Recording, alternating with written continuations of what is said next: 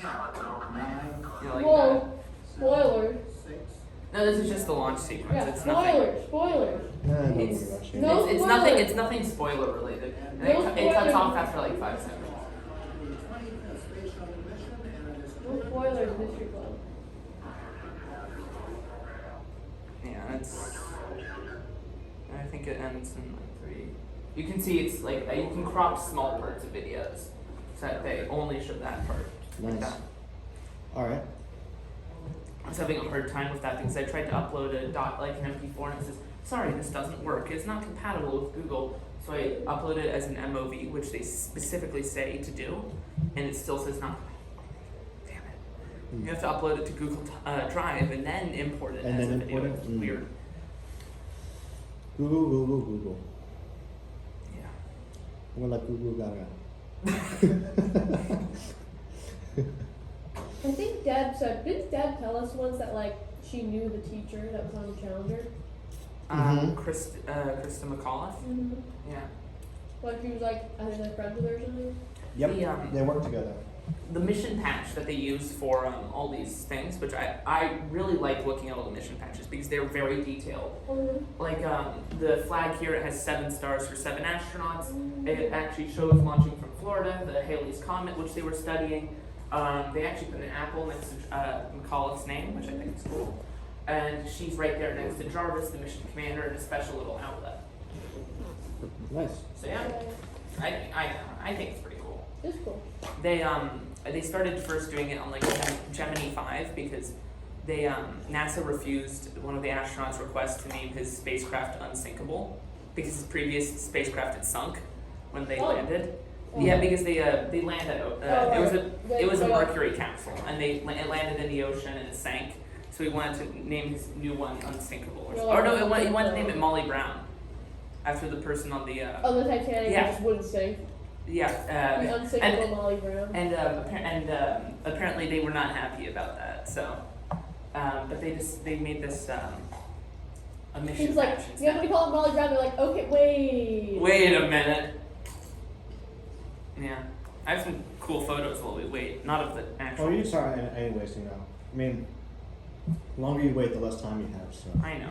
There's some cool photos made at the National Air and Space Museum in the Enterprise. Yep, and then there's a Discovery. And then a little Saturn V model. That's Nice. Is that at Science Center? No, that's Endeavor. That's in that one's on the left is in Virginia. Oh, it left? Huh? Gone? No, the Discovery's in Virginia, Endeavor's in the California Science Yeah. Center, Atlantis is at Endeavor. the Kennedy Space Center, and then Enterprise is on the USS Intrepid in New York. The Endeavor is like really cool to walk around. Yeah, they're making a new thing. They're setting it up right Oh, with its external whoa. tank and SRBs. It's going to be like the center of a space flight. That's so exhibit. cool. Yeah. So anyhow, you want me to start? Yeah, go ahead. Okay. I'll make sure you Here, have I'm enough gonna time. Okay. Wait, hold on. So, first I wanted to just talk about how the shuttle like actually worked, how it functioned, and the 3 main components that made up the full stack. The first one is the external fuel tank, which carried fuel for the 3 SSMEs, or Space Shuttle Main Engines that you see at the bottom. It contained liquid hydrogen on the bottom and liquid oxygen on the top, covered in an orange protective foam to prevent it from boiling off, because these fuels had to be kept at a cryogenic temperature, meaning like negative 300 degrees. Then moving on, there was the solid rocket motors, or solid rocket boosters.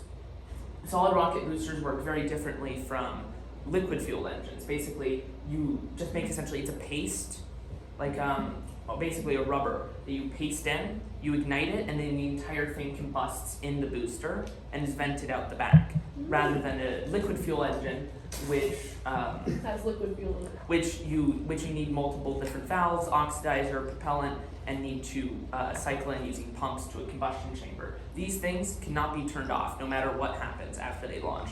Once the shuttle solid rocket boosters ignited, they were committed to a launch, and there was no option for calling it off.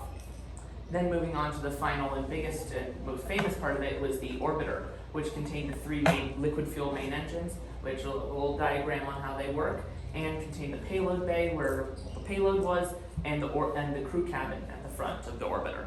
where all 7 crew members were kept, or 8, depending on the mission. Moving on, during launch, the shuttle had several different ways that it could abort from a launch.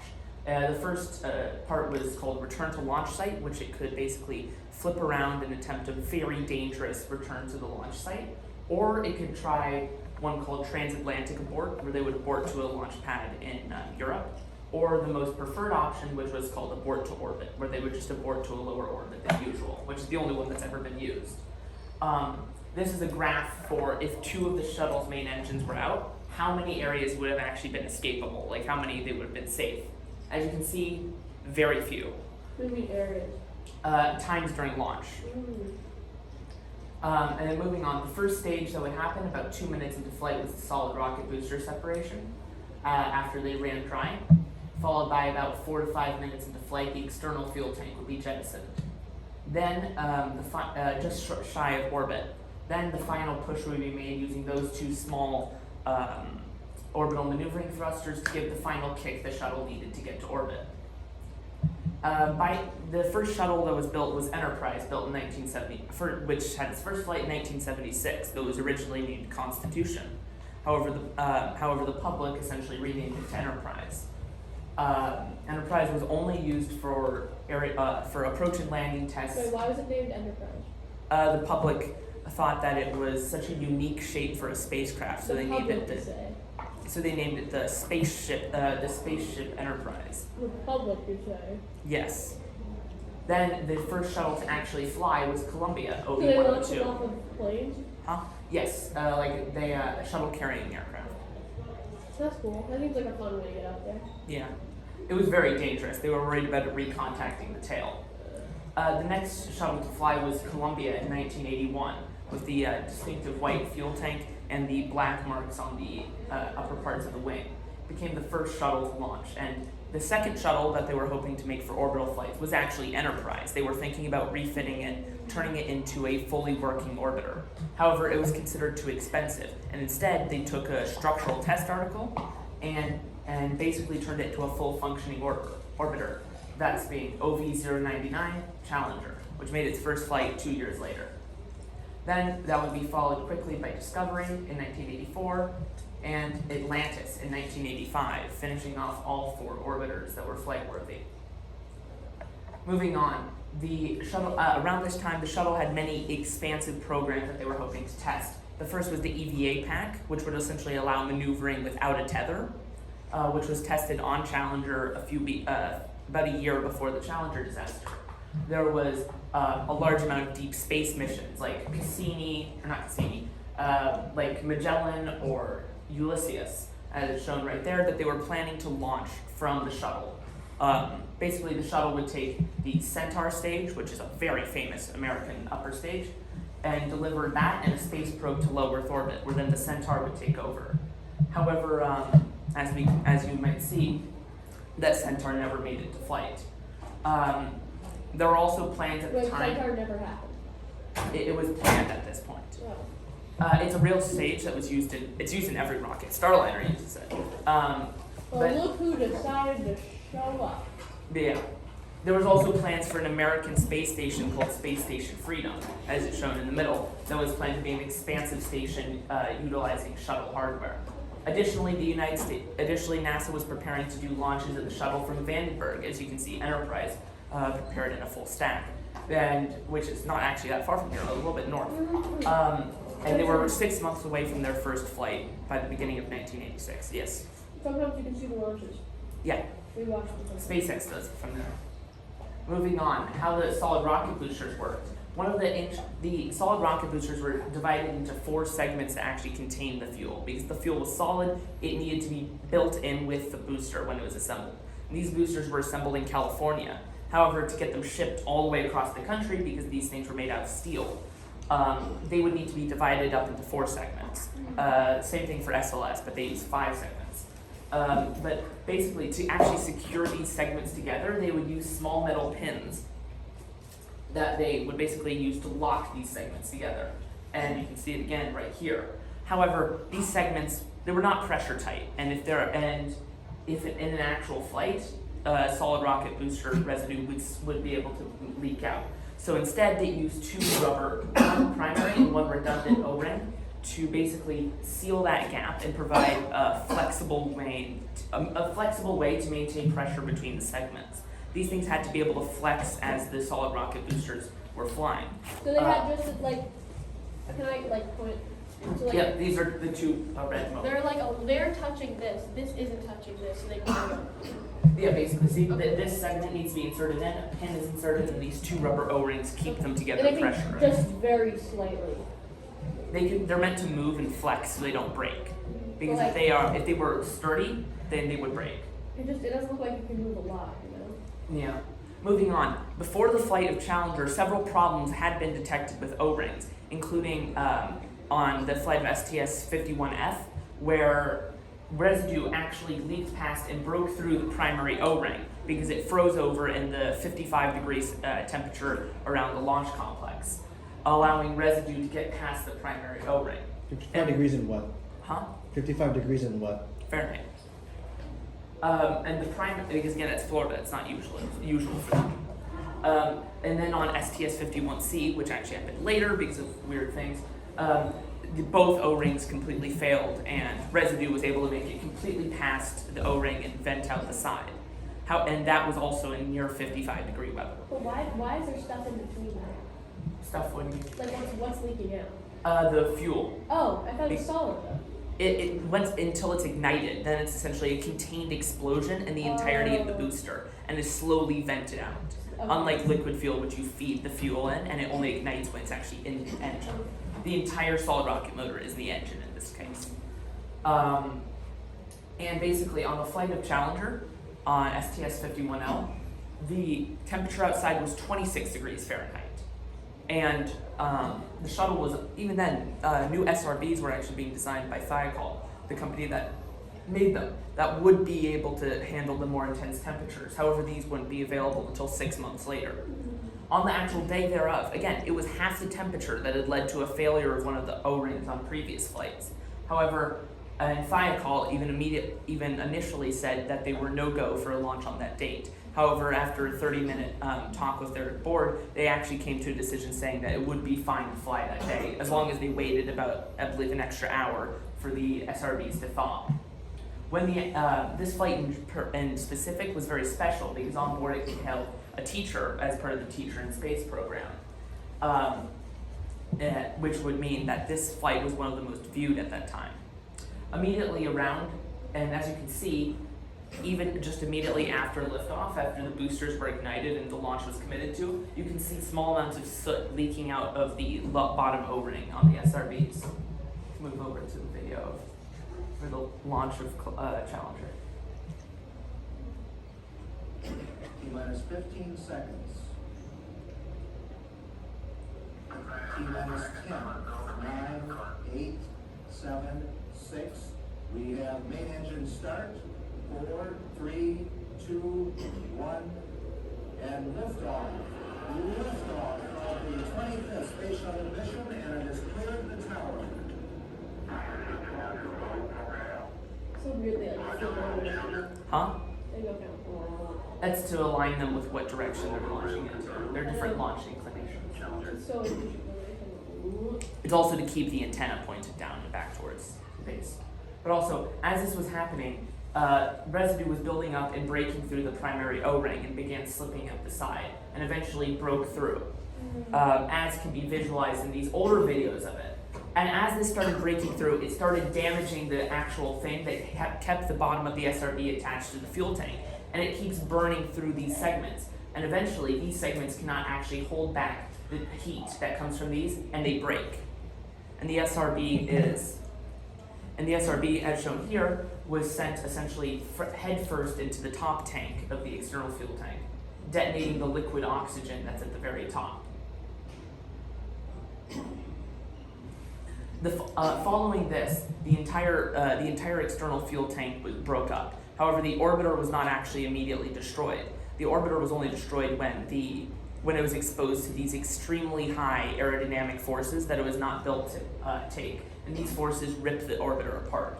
into several different parts, including the wing, main engines, crew cabin, and other parts. However, the crew cabin was still fully intact, though at this point it was depressurized, meaning that all of the astronauts were still alive but unconscious. The SRBs continued flying on until they were terminated by range control. However, the rest of the orbiter fell back to the ocean until the crew were killed on impact of the ocean. Okay, wait, so the stuff started leaking through and ignited the bottom of the rocket. It basically broke off the bottom hinge that held the SRB, so the SRB kind of So what's curved leaking out into the it. bottom? Doesn't the cabin have a like built-in parachute for landing though? Nope, not before Challenger. Before Oh. Challenger, the only way to do an abort was if the entire shuttle stack was still in. They only had abort scenarios for if the main engines went out, but nothing for this. Well, what's leaking out there? That's the SRB residue that had gotten past the O-rings, because basically But it's coming out the bottom of the main body of the ship. no, it was coming out the SRB, as you can see right there. No, but in the animation. Yeah, this is the O-rings. You can see the two O-rings there, and it Yeah. broke through. It broke through, yeah. And it hit, and basically after, let the GIF reset. Basically, the O-ring, the solid rocket fuel, it burned through and punctured a hole in the main fuel tank. Yeah, that's what That's liquid hydrogen pouring out. And it then impacted the top fuel tank, which carried liquid oxygen. And when these both breached, they mixed and ignited. So it detached, smacked into it, And then basically ruptured the fuel tank, causing the fuels to mix and ignite. and they went boom. Yes, you can even see some of the hypergolic fuels from the RCS thrusters. Very much like boom. But then the orbiter was still intact until the aerodynamic forces ripped it Oh. apart. Something that I heard a little while ago was originally they had planned for what was it? A Big Bird to be Oh, yeah. on board instead of the teacher. So if that had happened, It would have been worse. It would have been a lot worse. It would have been, yeah. But yeah, all the programs which had been shown before, such as Shuttle Centaur, one of the things about Shuttle Centaur was that it would require it was barely able to carry it. So the shuttle would need to have throttled up to, I believe, 109% of its maximum throttle, which was something that Challenger had done seconds before the breakup. So initially, as the investigation began, that was one of the leading suspects behind it, which meant that Shuttle Centaur was completely canned. What And- was Centaur? Like, what was it specifically? It's that rocket stage right there. It's essentially an upper stage with two RL-10 engines, which are the most efficient rocket engines ever built, basically. So it's just another way for that planet to be. It's basically once the shuttle makes it to low Earth orbit, it can't really go any farther. So this stage can then carry that probe much farther on, like it's to a other probe. planets. It's a probe, okay. Yeah. However, that, along with many other things, were considered too risky as NASA reevaluated what its risk was. That included the EVA pack, which was also canceled, along with several other programs, including launches from Vandenberg, as they planned to scale back their launch cadence. And Space Station Freedom and their deep space programs were subsequently heavily defunded, as they would need a new way to actually get them as far as they needed. And Space Station Freedom initially basically ended up lacking funding, so it eventually merged into the International Space Station. Moving on, after the breakup of Challenger, NASA no longer required all of their future missions to actually ride on the shuttle and began relying more on expendable rockets which had been flying before the space shuttle was introduced, like Titan, Delta, and Atlas. These would go on to deliver basically every deep space mission that came afterwards, other than the three that were already planned. They delivered like the Mars exploration rovers and the Mars Climate Observer, things of that nature. So the shuttle was basically relegated to other roles that it was more suited for. After the shuttle fleet launched Challenger, there were discussions of what they could actually do to replace that orbiter. The one idea was to refit Enterprise to actually make it orbital capable. However, this was decided to be too expensive, so instead they took parts that they used, or leftover parts from Discovery and Atlantis, to construct a new orbiter. Endeavour. Like, it was more expensive to just fix an old one? No, because Enterprise was very, very different. Like, none of the thermal protection system, the actual shape is different. It would have just cost too much to fully refit it rather than just to make a new one. And that was where Endeavour came in, making its first flight in 1992. The shuttle fleet only returned to flight a year after. In 1988, the actual disaster happening in '86. So they didn't use another shuttle for how many years? About 1-2 years. 87 they never used a shuttle. 86 the only flight of it was Challenger. I believe maybe one other earlier in the year.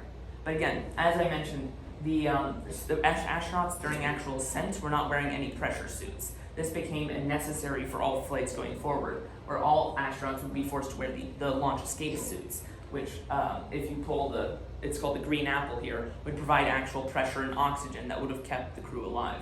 It also added But new abort, Well, if they were already knocked out, they couldn't have pulled it. Well, no, automatically though, I believe. But And then- they had enough time to have actually pulled the cord if they were still conscious during it. They knew something was going wrong for a few seconds, about 5-10 seconds before they were unconscious. So this would have actually allowed them to survive and use the new abort scenarios which opened up. Basically meaning that they now added the ability to bail out of the shuttle using parachutes, which was not previously an option because if they tried to bail out, they'd hit the wing. So they added a new pole that extended out the side that they could use to abort safely, making the shuttle's ascent a lot safer. But I thought there were parachutes on it. On not on Challenger, but on all subsequent flights. The legacy of Challenger probably has to be one of the largest because the effect it actually had on people was great because it was mostly kids watching it because of the Teacher in Space program. And this is why it is so heavily ingrained in the actual American psyche of the space shuttle, far more than say the Columbia disaster, which happened 20 years later. And again, most people whenever I talk to a lot of my parents, all of them remember watching this in school. And Holly was even mentioning it about how they were all watching it. So it left a very large mark on the American public and their perception of the space program. Anyhow, thanks for watching. Very good lesson. Yeah, That was great. You took Thank the you. grilling very well. thank you. You're now prepared to do your into the wild or whatever. What's Into the Wild? Not into the wild, like what's it called? Gateway? Gateway. Into the Wild's 8th grade. And you know, I forget the word. But you're prepared now for people to grill you. Yeah. Whiskey Club Center. Slay. Yeah, I put a lot of work into this Oh, presentation. but it didn't detract from the other homework though. Oh no, it didn't. I used my free time for this, and it was by all means I had a fun time doing it. Great. I guess we're voting for next week. Yep.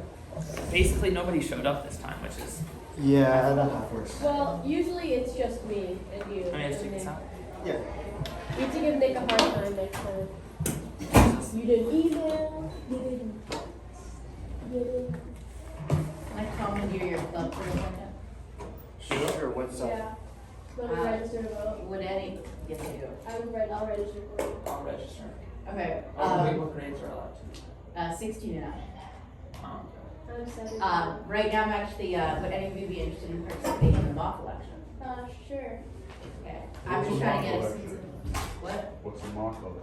So basically I'm gonna create kind of like a shortened, abridged ballot. We'll have like presidential on there, we'll have some California props, we'll have some local ordinances.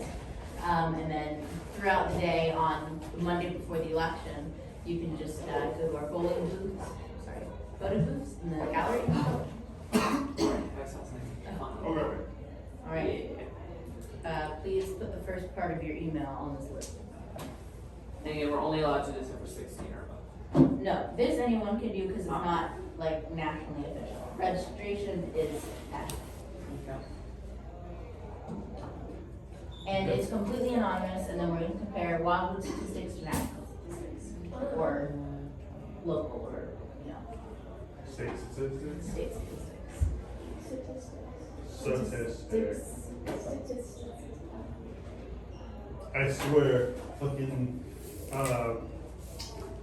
Wildwood's gonna, go full, independent or something. We're gonna go for the green party. Well, we'll see who's on the California ballot. Was there some guy who registered under the name literally anyone else or something? Yeah, he legally changed his name to that. Literally everything else. And then that's like the biggest. I'll vote for literally anyone else. Okay. Alright, let's look at the topics for next week. Julie, are you gonna vote as well? I'll vote. All right, thank you for making Space it. race. Okay. Do anyone want to suggest a random topic? Is it history of language or history of written language? What was it last week? Written language. Written language. I'd also do the Colombian disaster if anybody's interested. That's pretty relevant. I still have my fascism, Maybe the Starliner. Yeah. You know, one of the That was voted out. History of written language We of can all suggest time. Section of the ISS right now. Back in 2003, What about the Bay Colombian of disaster Pigs? happened. It essentially Bay of like Pigs, of the okay. ISS. And Okay, would you guys be interested in Bay of Pigs? Back. yeah, However, I'd be one thing that interested. he did was he recorded a bunch of videos, like educational videos that he made, a bunch of them. And basically what he was worried about is that Soyuz doesn't have any cargo space. And basically, if he waited long enough for a shuttle to be flighted, and he didn't know how long it was going to be, he thought that his tapes would basically be destroyed by the radiation. So he decided to take them all by himself, like stack them on top of himself during re-entry, because Soyuz again doesn't have any cargo space. However, this was a brand new Soyuz type, and normally the G-forces of re-entry are like 3 Gs, and the thing he was carrying was 40 pounds. So normally that'd be like 180 pounds for someone who's been in 0 G for 6 months. So that's already bad. However, there was a malfunction that caused it to do a far steeper re-entry. Oh, And no. he felt more like 5 or 6 Gs, or Oh, no. 400, 500 pounds for a 50-year-old guy Oh god. on re-entry. You got crushed. Wait, there was a guy still in the station And, after Columbia? I don't know. Yeah, they were heading down as part of on Soyuz. Columbia wasn't going to the space station. It was doing a thing called Space Lab, which is basically a mini station in the payload bay that they did with the ESA before they Where is this guy? Okay, It was on the ISS. before we run out of time, I want to make sure we have time to vote. So, Another shuttle was and basically there was no shuttle. Okay. Who would be interested in space race? I think it's a related topic. History of the space race. Yeah. Yeah. Yes. One. Okay. Who would be interested in the Bay of Pigs? 2. And history of written language. Pick me to vote. Please do space race. Please do written language. Please do space race. Written Space language. race. Space Pigs. Bay of Pigs. Oh come. Haha. All right. Wait. We need to vote for which one is going to stay though. So everyone can vote again. Between space race and Space race, please. Okay. Raise your hand for space race if you want to see it next week as a votable topic. Please. Is that you should take it back? No. Oh, okay. You were. no, you don't keep the votes from before, Well, Greyson already was voting again, so. but you don't need to keep that's Well, only one. I'm Well, no, but reaffirming Greyson my vote. There was 2 votes. Greyson was Well, already you don't voted. count the votes from the first vote. Oh no, but he voted again. I know, For but space you race, counted same in thing. another. No, erase all the other votes. No. No. But Julia there's voted. one on the board and 2 people raised their hands again, so Oh. we added another one. Oh, Yeah. okay. 'cause I thought only one person raised their hand. History of written language. Who wants to see that for next week? Nikita?